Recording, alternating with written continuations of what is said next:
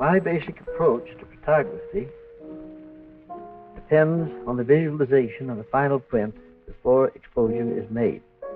I say this very often, and I don't know whether people realize just exactly what is meant. When you visualize a photograph, it is not only a matter of seeing it in the mind's eye, but it's also and primarily a matter of feeling it.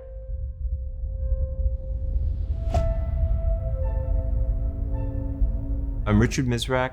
I'm a photographer. My mind is on fire. Photography is the way I channel that. And I'm just so grateful after a half century to be as thrilled and excited about making images as I was when I first started. I didn't hang out with Ansel or anything like that. I met him a half dozen times in my life, and we had some nice, cordial conversations. The other day I found these letters that I wrote and that he wrote to me back and forth, and he was a little critical of my technique. But it was really important, and for me it's precious. It's really, really precious. This was written in 1978. Dear Ansel, it seems to me a medium is most alive and vital condition when in the throes of heated dialogue, as photography is now. What is needed is not the affirmation of the concepts and issues of photography that you have so keenly articulated, but rather antithetical positions that can push and stretch the medium still further. You don't want people making more Ansel Adams pictures. You want people to take your legacy and then build on it. He gave me the tools to go off and just do something completely radical different. I owe it to him. To be in a show with Ansel is just such an honor and thrill, and I just can't wait to see it.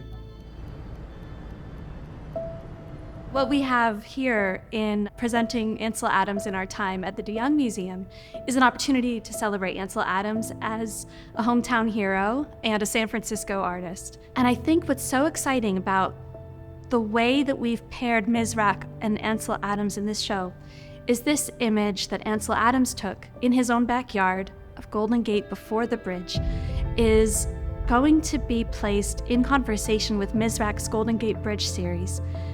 Golden Gate Bridge series was made on Misrach's porch in the Berkeley Hills, and so he too is intimately familiar with the Golden Gate Bridge. The whole book is simply the same view over and over and over again, but just under different light conditions. And I believe this photograph here is one of the 4 that's going to be in the show.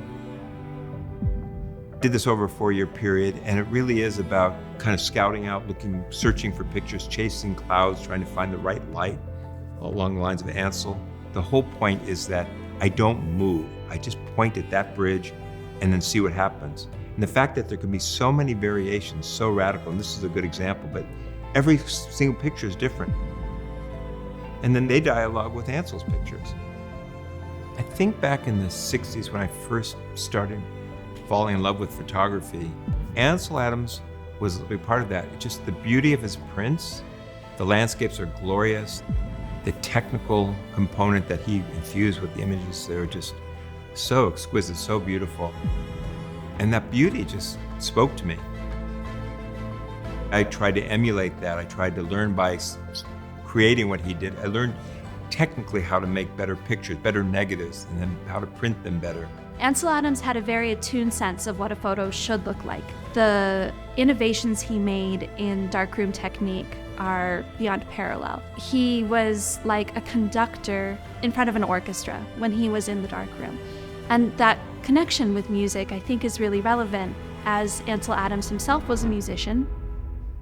The negative could be compared to the composer's score, and the print is the performance. If you have succeeded, you have a negative which has the basic information required, and you can perform it. But it doesn't mean you always have to print the same way. He elevated the practice of making a beautiful print to part of the art. He was such a perfectionist. I think that quality of his, that striving for photographic perfection, in terms of the print, I have that to this day. 50 years later, I print something over and over and over till I get it right. That's Ansel's legacy. I first came to Yosemite Valley with my family in 1916. and I have not missed a single year since then. Every year has been an extraordinary experience, and as time goes on, this experience becomes more penetrating and more related to the world at large.